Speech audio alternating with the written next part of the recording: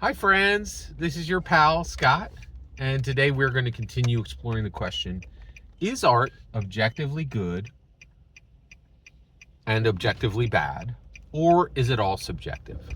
So I have presented receipts that the Statue of David is objectively good. Okay. I've also presented receipts that Tron Ares is objectively bad, right? And so my contention is art is absolutely not subjective. There are tons of metrics to be able to tell with any piece of art if it is objectively good or objectively bad. All right, so I win, right? No.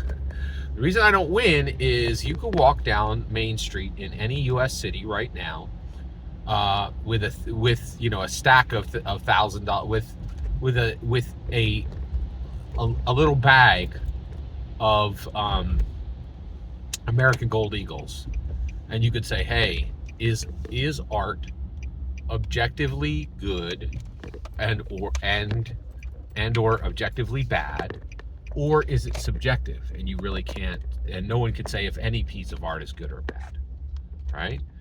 And if you're going to give them an American Gold Eagle, if they say it's subjective, your gold bag's going to be empty on almost any street, okay?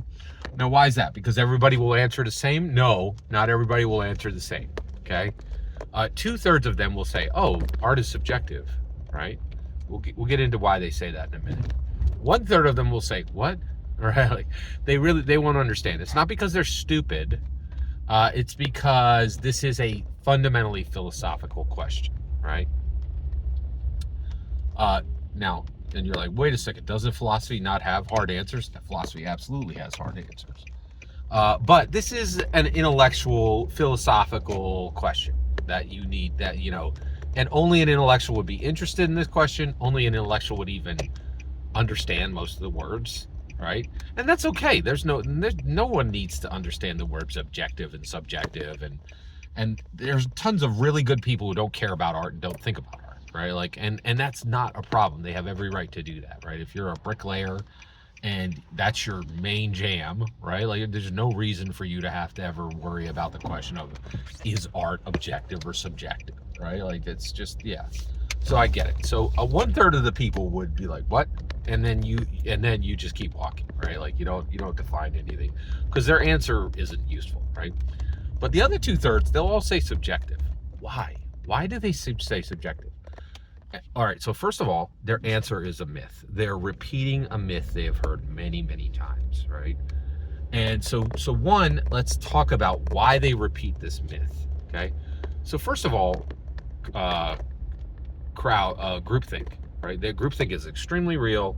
They've been told a million times, art is subjective. You can't, you don't, and there are edge cases too, where people are like, oh, well, this piece of modern art I don't like sold for $50,000, so art is subjective. I would never pay that, right? But the reality is, art is very objectively good or objectively bad. And so this is absolutely a myth. So why do people repeat myths? Well, let's get into that. So one, people do repeat myths because they've been told that, right? They've been told time and time again by a lot of people. And so why would they repeat this myth that others told them? Well, one, there's an incredibly high cost to not repeating myths that are handed out in American culture. The biggest one is, I'm going to say, so I hate this term, but I'm going to say what happens. People will say, you're crazy, right? That it happens all the time. And it's horrible. It is ethically and morally wrong, right? So first of all, anybody who says you're crazy, first of all, they're ignorant and foolish, right? Because one, they don't have, no one who says you're crazy actually has the credentials to evaluate anyone's mental health, right? And the reason why is if they did, they would never use the term crazy, right? So every time you hear anyone say you're crazy or even that's crazy, you're dealing with a person who hasn't fixed their language and their thought patterns completely. They're in process, right? And sometimes you're dealing with a really repugnant, terrible person who's extremely judgmental, right? Sometimes. In the best case, you're just dealing with somebody who hasn't fixed their language. Okay, but that's a problem, and people don't want to get called crazy. They don't. They're not like, they're like, oh my gosh, if I don't say this groupthink answer, I'll be called crazy, right? And that's a terror. And one of the reasons why this is said is you could be like, oh, that person's crazy. You know, people don't want this attached to them because there's very good reason. If you say you're crazy, what you're really saying is, I don't think you belong in society. You need to be put into an institution. Ones we used to call asylums, now we have better names for them. And there you'll sit down and you'll get drugged every day, and you'll have to eat Jello and bad turkey, right? Like, and nobody wants that. Nobody wants to be like, nobody's like, if I disagree with what I've been told to say 100 times, I will be, literally my right to continue to exist in normal society will be threatened immediately by multiple people, right? People just don't want to do that, right? Like, that's, they don't want to risk that for conversation, right? Like, and most people would consider this conversation. They don't think there are any stakes on this question. There are massive stakes on this question, but most people don't think that.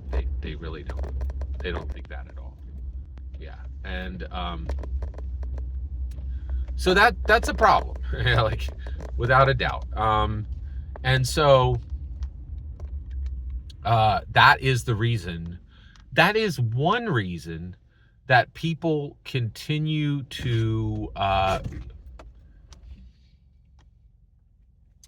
is one reason why people continue to. Why people continue to repeat myths, right? And it's terrible, and we need to stop this. Every single word you just heard in this video is my humble opinion. The important part is when I get to hear your humble opinion, when you get in the comments and send your traffic. Please consider subscribing and have a fetch millennium.